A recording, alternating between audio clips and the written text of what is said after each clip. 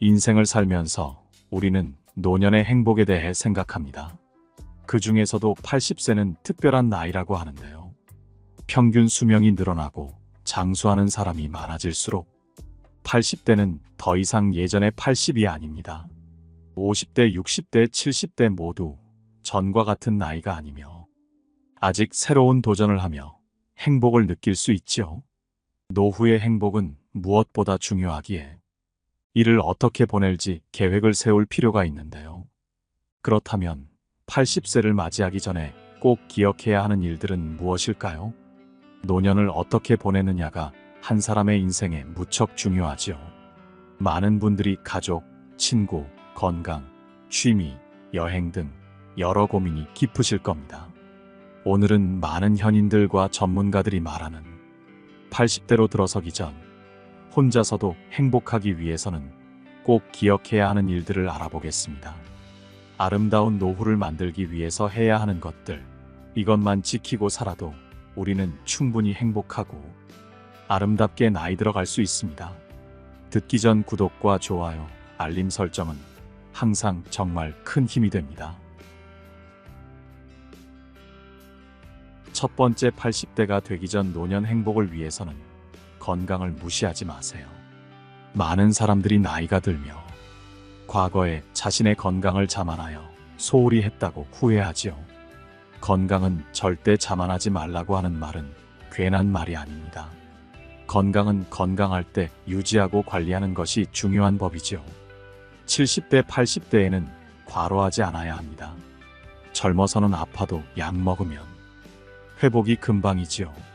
만약 사고가 나서 뼈가 부러지는 일이 생겨도 한두 달이면 나을 수 있었습니다. 하지만 나이가 들수록 한번 아프고 나면 갑자기 건강 약해진다는 것을 많은 분들이 경험하십니다. 그렇기에 몸을 무리하게 쓰면 안 됩니다. 젊을 때처럼 무리해서 몸을 억지로 쓴 것처럼 똑같이 생각하면 안 되는 것이죠. 이제는 내가 나이가 들었음을 받아들이고 50대, 60대, 70대, 80대의 나이에 맞게 본인의 몸의 컨디션을 조절하고 생활하는 것이 필요합니다. 그러기 위해서는 과식하지 않는 것이 필요하지요. 요즘은 맛있는 음식이 굉장히 많습니다. 미식가라는 말은 칭찬이며 여러 미디어를 둘러봐도 맛있는 음식이 환영받지요. 거기다 가격도 가성비 있으며 맛난 음식이 많다 보면 생각지도 모르게 과식하는 경우가 종종 발생합니다. 하지만 아무리 맛있어도 적당하게 먹고 숟가락을 놓는 것이 필요합니다. 맛있다고 자꾸 나의 몸 컨디션에 맞지 않게 먹는 것은 좋을 리 없지요. 인생사에 대해 자주 말씀하시는 법륜 스님 역시 많이 먹는 것이 독이 된다는 말을 하셨는데요. 이 말은 많은 현인들도 해온 이야기입니다. 예로부터 과식은 금물이며 술을 먹더라도 과음해서는 안 된다고 하였지요. 특히 나이가 들어서 과음이나 과식하면 건강에 굉장히 치명적입니다. 또 이것은 욕심과 연관이 됩니다. 식욕을 조절할 줄 아는 것은 나 자신의 욕심을 절제할 줄 아는 것이죠. 그러니 자신의 욕심을 조절해야 합니다. 예전에는 보릿고개라는 말이 있듯이 음식이 귀하였지만 요즘 못 먹어서 영양실조로 죽는 경우는 극히 드뭅니다. 오히려 많이 먹어서 과식이나 과음으로 인해 몸 건강을 망치고 각종 병을 불러오지요. 이것이 반복되면 수명이 단축되고 고통스러울 수밖에 없는 것이 현실입니다. 건강을 자신하지 않기 위해서는 적당한 운동도 필요합니다. 물론 이때의 운동은 과격한 운동을 말하는 것은 아닙니다. 주변을 걷는다거나 방 청소를 해보는 것이 좋지요. 가끔 90세, 100세까지 건강히 지내는 분들은 시골을 사시면서 농사일을 거뜬히 하시기도 하지요. 이분들은 가만히 있으면 오히려 기분도 가라앉고 몸 건강이 나빠지는 것 같다고 하시는데요. 마찬가지로 몸이 안 좋다고 매일 방에 누워 있으면 오히려 건강이 나빠집니다. 그래서 몸이 약간 힘들더라도 무리는 하지 않는 수준에서 움직여줘야 합니다. 조금씩 걷고 산책하면서 맑은 공기를 맡아보거나 소일거리를 해야 몸이 굳지 않습니다. 몸도 쓰지 않으면 노화의 지름길로 갑니다. 일상생활에서 몸을 계속 움직여주는 것이 신체적으로도 정신적으로도 좋지요. 그렇다고 자신의 체력에 맞지 않는 운동을 하는 것은 자제해야 합니다. 과격한 운동을 하다가는 다치기 쉽기 때문이죠. 젊을 때 과로한 습관이 있는 시골 어르신들은 욕심을 내서 무리를 하시는 경우가 있는데요. 오늘 씨를 다 뿌리지 못하면 내일 심으면 되는데 마무리하고 싶어서 늦게까지 무리하게 하다가 병이 납니다. 이러지 말고 오늘 열심히 했으니 내일 해야지 하는 마음이 중요하지요. 항상 나에게 맞는 적당한 운동이 가장 중요하다는 것을 잊지 마세요. 두 번째, 노후 행복을 위해서는 돈에 대한 관심도 필요합니다. 가장 많은 분들이 나이 들수록 돈에 대한 관리 부족을 후회하시는데요. 그만큼 돈은 행복의 중요 요소 중 하나입니다. 경제 개념이 부족하다면 나이 들수록 미래에 대한 불안이 커질 수밖에 없지요. 무리하지 않는 선에서 투자와 저축으로 금융 계획을 세울 필요가 있습니다. 행복한 노후를 꿈꾸면서 경제적인 요건을 신경 쓰지 않는다면 당연히 불행한 노후가 될 수밖에 없습니다. 나이가 들어도 적절한 경제적 여유가 있어야 행복한 노후가 뒤따르게 되는 것이죠. 자기 재산을 적당히 가지고 계실 필요가 있습니다. 어떤 분들은 나이 50에도 자식에게 모두 다 재산을 나눠주었다고 하셨는데요. 사실 이것은 좋지 않은 선택일지도 모릅니다. 자식이 예쁘다고 지나치게 다 주면 노후의 행복에서 멀어질 수 있죠. 물론 내가 100이라는 재산이 있으면 80 정도는 정신이 온전할 때 나눠주는 게 좋다고 많은 분들도 말씀하시는데요. 미리 딱 배분을 할 필요는 있습니다. 그래야 싸움이 없지요. 하지만 전부가 아니더라도 약간의 재산은 생애 마지막까지 가지고 있어야 자기 목소리를 낼 수 있습니다. 73세의 한 어르신은 돈이 한 푼도 없다면 오히려 자식에게 짐이 될 수도 있다고 하는데요. 이 말에 많은 분들이 공감하시죠? 적당한 돈을 가지고 있고 내 노년 생활을 나 혼자서 잘 즐기는 것, 그것이 자식과 부모 관계도 아름답게 만듭니다. 늙어서도 추하게 살지 않는 사람들이 꼭 지키는 것 중 하나입니다. 예를 들면 내가 도시에 살고 있다면 방 한 칸 내가 살 집 정도는 가지고 있어야 하는 것이죠. 자신 소유든 전세든 월세든 다 괜찮습니다. 내 몸을 누일 자리 하나라도 있는 것이 중요하지요. 앞서 말씀드린 것처럼 시골에 거주하신다면 반찬 심어 먹을 작은 밭도 있다면 금상첨화이지요. 도시에 거주하신다면 쓸만한 용돈을 저축을 통해 만들어 놓는 것이 좋지요. 사람이 늙어서 몸을 누일 자리 하나가 없으면 추해집니다. 누군가를 만나서도 무시를 당하는 상황도 종종 생긴다고 하지요. 젊은 사람이 빈털터리인 것은 괜찮을 수 있습니다. 젊을 때는 몸이 튼튼한 것이 보편적이니 막일을 해서라도 벌면 되지요. 그런데 늙으면 막일을 할 수도 없고 하기도 어려운 것이 현실입니다. 이렇게 되면 자식만 쳐다보고 용돈을 주나 안 주나 생각하면서 자식을 원망하게 됩니다. 하지만 요즘 세상은 정말 살기 힘든 세상이기에 자식이 금전적으로 지원하기가 어려울 수 있습니다. 그렇게 되면 다 큰 자식을 욕해야 하고 이웃 사람한테 자식 욕하기도 쉽지 않지요. 그래서 최소한 내가 먹고 살 정도는 만드는 것이 꼭 필요합니다. 세 번째, 나이 들수록 외모 관리에 소홀해서는 안 됩니다. 다 늙어서 무슨 관리야 할 수 있지만 외모 관리에는 큰 힘이 있지요. 노년에도 자기 관리를 할 수 있는 정신력을 가졌다는 것이며 이것은 활력을 돋우고 본인의 건강 정신적인 안녕을 만들어냅니다. 90대에 들어서는 한 신사부는 이런 힘의 필요성을 인식하지 못한 것을 후회한다고 했죠. 자신은 가장 기본이 되는 중심축입니다. 그런 자신을 관리하지 못하면 그 어떤 것도 관리하기 어렵겠죠. 그러니 본인의 상태를 잘 파악하여야 합니다. 30년 전 50대와 지금의 50대는 다르고 60대, 70대, 80대도 과거와는 다릅니다.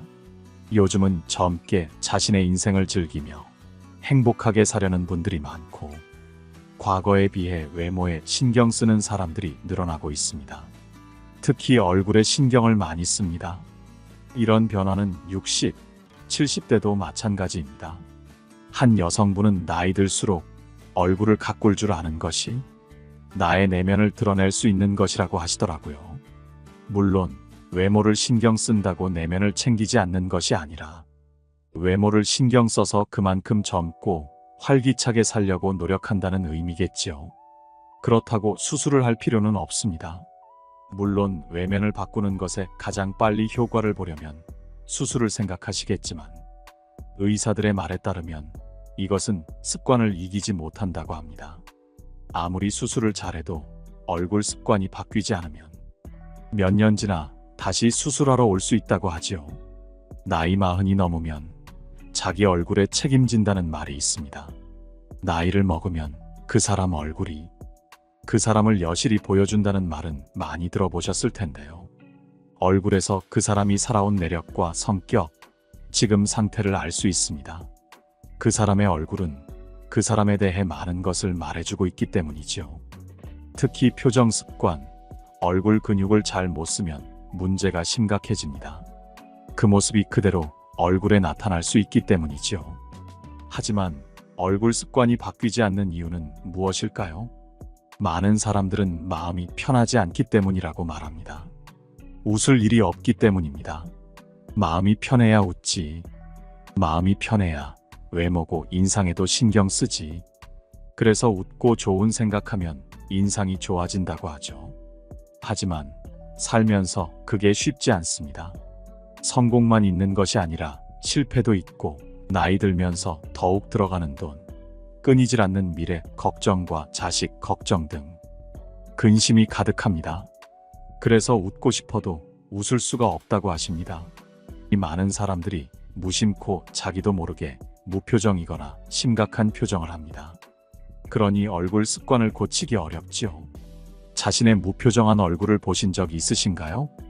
젊을 때와 비교해 나이 든 후 무표정한 얼굴은 더 우울하고 어두워 보입니다. 하지만 마음 편한 날이 올까요? 온다면 언제쯤 올까요? 우리의 마음가짐부터 차분히 해볼 필요가 있습니다. 사실 당장 마음 편할 날은 언제 올지 모릅니다. 그러니 그냥 지금 바로 미소 짓기를 시작하면 됩니다. 즐거워야만 웃는 게 아니라 웃으면 즐거워질 수 있기 때문입니다. 처음엔 어색하고 이게 되나 싶지요. 하지만 표정과 감정은 연결되어 있기 때문에 계속 미소 짓다 보면 어느새 감정에도 미소가 퍼지게 됩니다. 특히 생긴 외모도 중요할 수 있지만 더욱 중요한 것은 인상인데요. 외모는 좋아 보이는데 인상이 딱딱하거나 좋지 않으면 부자연스럽다는 느낌을 줍니다. 마치 억지로 끼워 맞춘 것 같은 그런 느낌이 들지요. 그만큼 인상의 힘이 큽니다. 인상은 외모가 뛰어나지 않아도 매력적으로 보이게 만드는 힘이 있습니다. 게다가 인상의 힘은 나이 들수록 더 강해집니다. 이것이 나이 들수록 인상 관리가 더 중요해지는 이유입니다. 이런 말도 있지요. 우리는 외모보다 인상을 기억한다. 인상은 마음에 박힌 이미지다. 쉽게 변하지 않는 한 사람의 기억이 인상이다. 그래서 인상 좋은 사람이 외모 좋은 사람보다 오래 남는다. 외모는 해석된 것이지만 인상은 각인된 것이다. 그래서 인상이 좋아야 한다. 어떠신가요? 아무리 예쁜 외모, 잘생긴 외모를 가졌다 해도 인상이 좋지 않은 사람들은 내 마음속에 남아있지 않게 되어 좋은 관계를 맺지 못할 수 있습니다. 그럼 어떻게 해야 인상 관리를 잘할 수 있을까요? 먼저 좋은 인상을 만드는 방법을 알아야겠죠. 좋은 인상을 만드는 가장 효과적인 것이 바로 표정입니다. 표정이 인상을 결정하고 그 표정은 얼굴 근육이 만든다고 말합니다. 그런데 그 중에서 얼굴 인상과 관련 있는 근육이 있습니다. 바로 미소 근육인데요. 우리가 웃을 때 쓰는 근육으로 이 미소 근육이 발달하면 웃는 인상이 생기고 이미지가 좋아진다고 합니다. 미소 근육은 눈 주변의 눈둘레근과 광대뼈에서 시작하는 근육으로 아래로 내려가 팔자주름과 입꼬리 주변의 피부와 연결되어 있습니다. 이 근육이 작용하면 윗입술과 입꼬리가 위로 올라가 미소가 생기고 턱선이 갸름해집니다. 앞볼이 톡 튀어나 살아나며 생기 있는 이미지를 주어 외모와 인상이 동시에 좋아집니다. 지금 한번 잠시 미소를 지어보세요. 자연스럽게 좋은 인상이 흘러나올 것입니다. 물론 어떤 분들은 외모는 중요하지 않다. 내면이 가장 중요하다고 말씀하실 수 있습니다. 하지만 내면에만 집중하다. 자칫 너무 오래 시간이 걸릴 위험이 있습니다. 그러다 나쁜 얼굴 습관을 방치할 위험이 있는 것이죠. 마음이 바뀌어야 행동이 바뀐다는 것도 있지만 행동이 계속되면 마음이 바뀝니다. 그러니 우리는 이 둘 다 같이 해보면 어떨까요? 얼굴 표정 연습을 지금 당장 하면서 내면 성숙도 함께 해보는 것이죠. 지금 마음 편하지 않더라도 할 수 있는 일을 하고 마음 편해지는 다른 노력도 함께 하면 되는 것입니다. 네 번째, 나이 들수록 가족과 적당한 소통은 중요하지만 자식에 대한 집착만은 꼭 버릴 필요가 있습니다. 많은 분들이 가족과의 소통이 부족한 것 같다고 걱정하시죠. 가족과의 소통 부족은 노년 후회의 주요 원인 중 하나로 주변 지인들이 모조리 떠나고 나면 가족과의 소통을 더 중요하게 여기게 되며 소중한 순간을 함께 나누지 못한 것을 후회할 수 있습니다. 또 가족과 함께하는 시간은 노후로 갈수록 행복을 주는데요. 일상적인 대화를 주기적으로 나눔으로써 소통의 관계를 계속 이어나갈 필요가 있죠. 하지만 이 과정 속에서 자식에 대한 과도한 집착은 버릴 줄 알아야 합니다. 부모와 자식은 서로 어떤 존재일까요? 흔히 부모는 자식의 인생의 반을 결정한다고 하지요.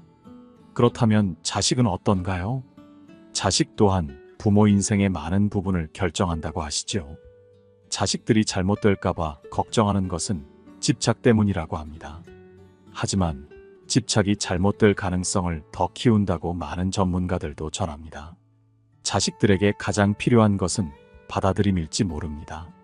이는 그대로 괜찮다고 알게 해주면서 자식이 가지고 있는 가능성을 꽃피게 도와줍니다. 그러니 자식을 깊이 믿어주세요. 이것이 쉬운 일은 아니지만 부모의 욕심을 알아차릴 필요가 있습니다. 부모-자식 관계는 선택할 수 없으므로 한번 틀어지고 갈등이 생기면 해소하기도 어렵고 겪게 되는 괴로움도 다른 관계보다 훨씬 힘들게 느껴지게 됩니다. 이것은 나이가 들수록 더욱 그렇지요. 가족이 아닌 주변인이 싫으면 만나지 않으면 되고 인간관계를 아예 정리해버릴 수도 있겠지만 가족은 싫어도 매일 보면서 함께 같은 공간에서 생활을 하는 경우가 많지요.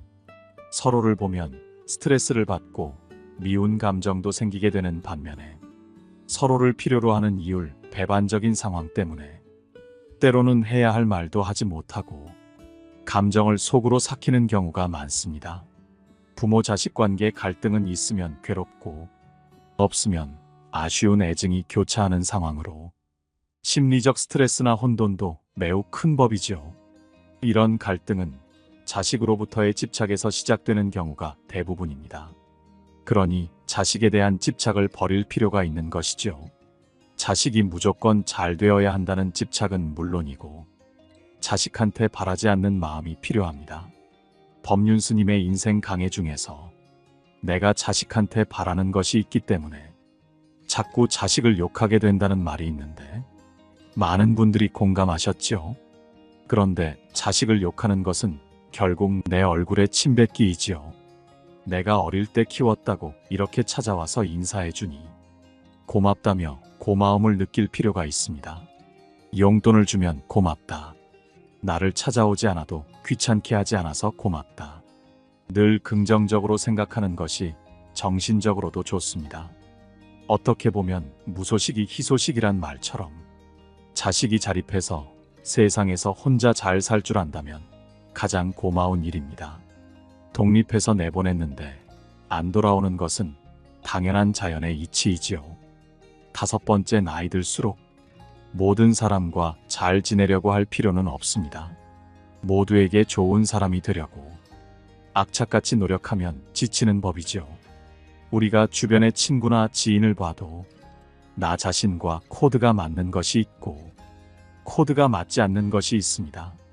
그렇다면 반드시 나와 다른 생각을 갖고 있는 사람들이 어디에나 항상 존재하기 마련인데, 내가 언제나 인정받고 언제나 사람들에게 사랑받을 수는 없습니다. 한 심리학 전문가는 50% 사람이 너를 인정하면 넌 정말 성공이다라고 종종 말씀하신다고 하지요. 이처럼 둘 중에 한 명만 나를 좋아해줘도 나는 성공이다라는 생각을 한다면 이제 마음이 편안해질 수 있는 것이죠. 사실 모두와 잘 지내려고 하다 보면 우선 순위가 내가 아니고 타인이 됩니다. 그러다 보면 나는 사람이 지치고 인간관계가 엄청 불편해지게 됩니다.